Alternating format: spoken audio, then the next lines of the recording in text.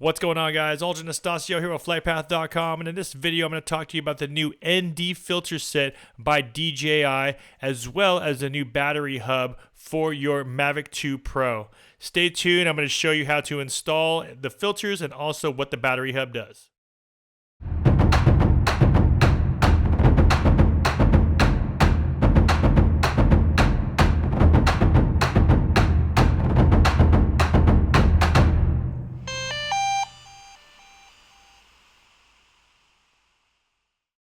Alright guys, let's jump straight into it. Here it is, the Mavic 2 with the Hasselblad camera with the 1-inch sensor. Now I know there's a bunch of comments online, and I've gotten a few direct messages and comments on my YouTube page about filters. You know, I'm looking at the camera and I don't see a way for them to put a filter on it. And of course, you know, this is something that DJI knows that we're going to be doing, we're always going to be doing, especially when it comes to camera and dialing in our cameras. So if you actually look at the camera really closely, you can see that there's a little ridge right here, which is a separation of that front element on the camera. So I wasn't sure, and and when I first got it, I was kind of scared, of course, to try to pop that off. I didn't know exactly how it would actually work until I got the filters. So DJI has a 4-pack of filters, and here we have the ND4, and there's a little number right here at the very top. If you can see that, it says ND4 right here at the very top. ND8, ND16, and we have an ND32. I have a bunch of videos on my channel about ND filters, so make sure you guys check out those links. I'll put it above as well as down below in the links. It tells you a little bit more about what the purpose of filters are and how you have to use them in order to dial in your shutter speed. So the big question is, why do I need filters on the Mavic Pro if I have an adjustable aperture? If I can adjust my aperture from 2.8 all the way to f11, why do I need filters? Well, the main reason is you still need to be able to adjust your shutter speed down to your desired rate. Now, the fact that there is an adjustable aperture here from 2.8 all the way to f11 still doesn't mean that you're covering the full range of shutter speeds. So for instance, like I talked about in my last video when I shot at UCSD, if you guys watched that video and you can see how I set up my shot, you can see that I was actually at 1/60th of a second as far as my shutter speed goes. And even though it was a cloudy little overcast day, I had to bring my aperture all the way to f11. So I had to close down that aperture all the way to f11 in order for me to get the proper shutter speed. If I didn't have that ability to adjust the aperture like I do on the Mavic Pro, like the Mavic Zoom, you don't have that ability to adjust the aperture. You're going to need things like ND filters, which cut out the amount of light that's going to go into your camera. So for instance, here we have an ND4, and ND4 is just a little tint to it, or a little darkness to it. Now think of these as sunglasses for your drone. This is ND4, and the higher number you go, right here we have the ND32. The higher number you go, the darker your ND filter will be. So as you can see here, this is an ND32, which is a lot darker than the ND4. So as you can see, you can actually see through the ND4. So it's really light as far as the ND4 goes. This is something you would put, just to really dial in your shutter speed.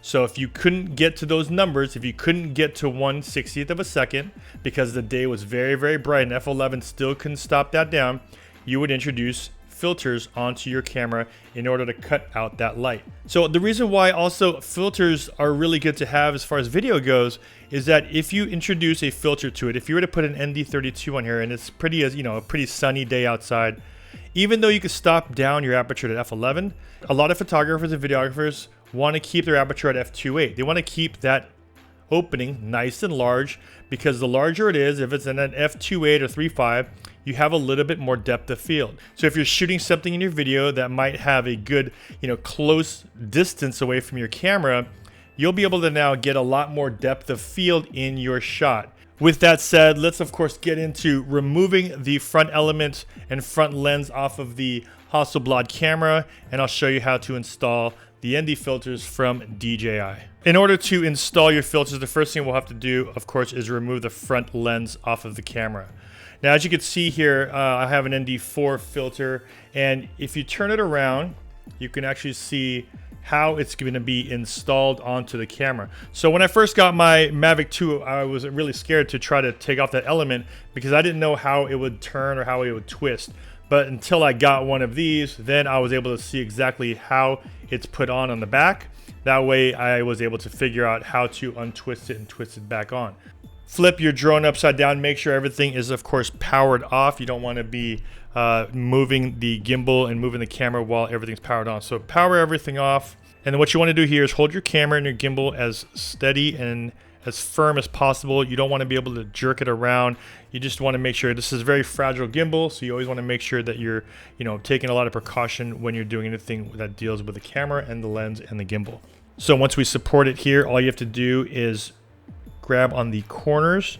And what I did when I first did it is just give it a small twist. So all I did right there was just twist it a little bit counterclockwise, and then it comes right off.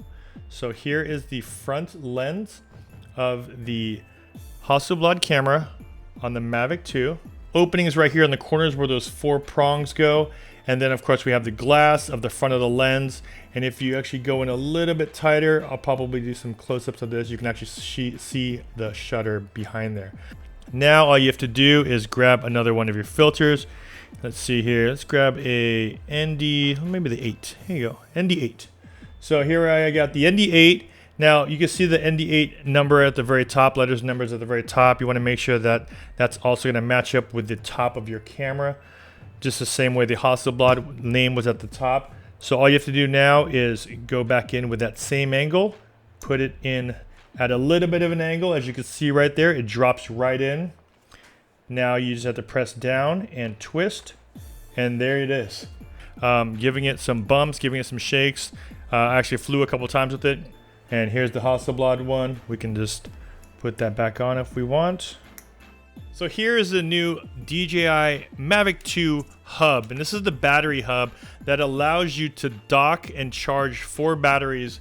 Unfortunately, not 4 batteries at once, but you're able to put in 4 batteries here. And the way it charges is that when you put in multiple batteries into this hub, it will begin charging the battery that needs the least amount of power.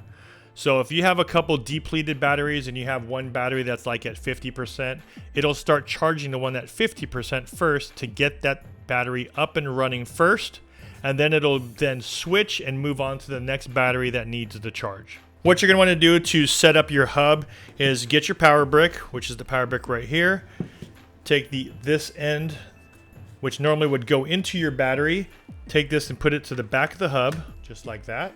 Now on this side, all you have to do is plug in your batteries here. And the good thing that DJI added onto the power supply is they built in that USB, micro USB right here. So you're also able to charge your remote control at the same time. So that's a really nice option that they put in here. So as you can see, I just have to plug that in there.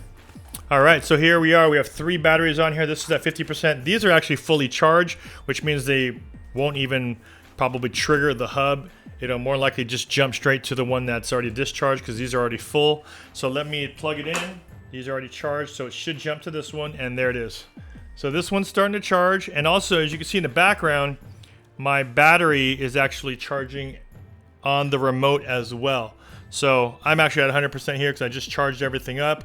But as you can see, once I plugged it in, the charge for the remote works, the charge for the hub works. These 2 are already full. And then of course we have the one that's charging right now. So there it is, guys, just a couple of the accessories. This is the hub for your Mavic 2. And of course, this is the filter set for the DJI Mavic 2 Pro.